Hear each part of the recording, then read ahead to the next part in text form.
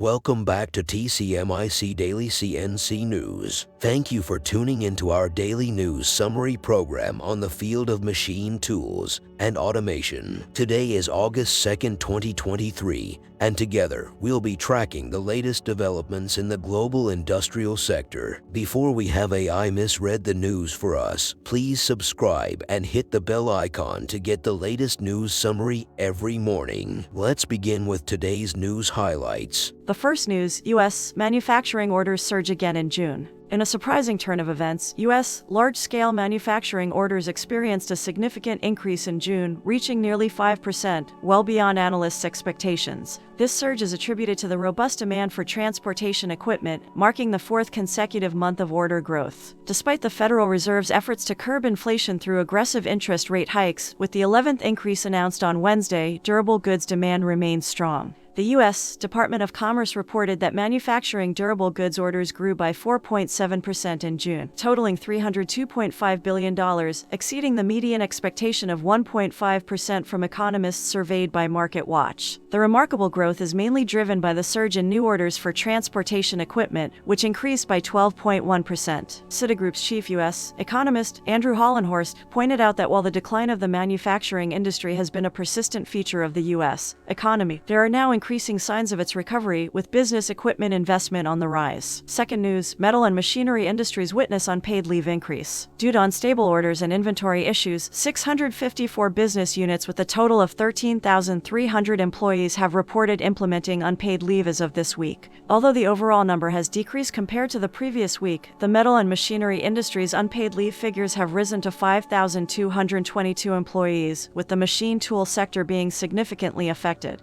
The Ministry of Labor admitted that the metal and machinery industry is relatively labor-intensive. Of the total, approximately 80% are from the manufacturing sector, with 8,130 employees affected. Among them, the metal and machinery industry has the highest number of affected employees. The majority of these companies have implemented unpaid leave for less than 3 months, with most employees taking 4 or 5 to 8 days off each month. However, some positive developments have been observed, such as a large tire factory planning to resume normal operations after the end of July, reducing the number of affected employees by over 600. The Ministry of Labor will continue to monitor the situation closely. Third news, Industry 5.0 emphasizes customized ICs for improved efficiency. Manufacturers are adapting to integrate new technologies to enhance efficiency and productivity, which is the core idea of Industry 4.0. However, the next phase of industrialization, Industry 5.0, is already within sight. Richard Mount, the sales director of Swindon Silicon Systems, outlined the role of Industry 5.0 and custom ICs in its development. While Industry 4.0 focuses on integrating automation and data exchange in manufacturing, Industry 5.0 takes these features to a higher level. The new industrial revolution is described by the EU as a vision beyond mere efficiency and productivity, emphasizing the industrial sector's role and contribution to society. Industry 5.0 prioritizes hyper-personalization, making large-scale customization possible. Advanced technologies like 3D printing and computer-aided design play a central role in its development. Manufacturers can utilize big data analysis, artificial intelligence, and machine learning to create personalized product configurations, packaging, branding, and pricing. Data is crucial for achieving personalization. Through digital systems and databases, manufacturers can access individual customer specifications to guide the manufacturing process, ensuring customized products are produced as expected. Real-time monitoring via integrated data from sensors and IoT devices assists manufacturers in tracking the progress of personalized products and addressing potential deviations or issues. Fourth news, U.S. Navy's autonomous robot fleet transforms naval warfare. The rapid progress in robotics and artificial intelligence is ushering in a new era of warfare. The U.S. Navy's Task Force 59 is actively integrating AI and robotics technologies into naval operations. They have developed a fleet of autonomous robot vessels aimed at revolutionizing naval warfare. These autonomous robot boats are being tested in the Persian Gulf and include various types, such as solar-powered kayaks and surf-style boats. Equipped with advanced technology, they serve as the Navy's eyes and ears, collecting valuable data through cameras, radar, and hydrophone sensors. Pattern matching algorithms allow them to distinguish between tankers and potential threats like smuggling boats. Triton, one of these boats, stands out for its ability to stay submerged for extended periods, evading detection and resurfacing safely when secure. Triton can remain underwater for up to to 5 days, recharging and transmitting critical information back to the base. AI plays a crucial role in Task Force 59's operations, allowing the Navy to analyze vast amounts of data collected by robot vessels, enabling informed decision-making and rapid responses to emerging threats. While AI-powered image generators have also been widely used, the challenges lie in the unpredictable nature of maritime navigation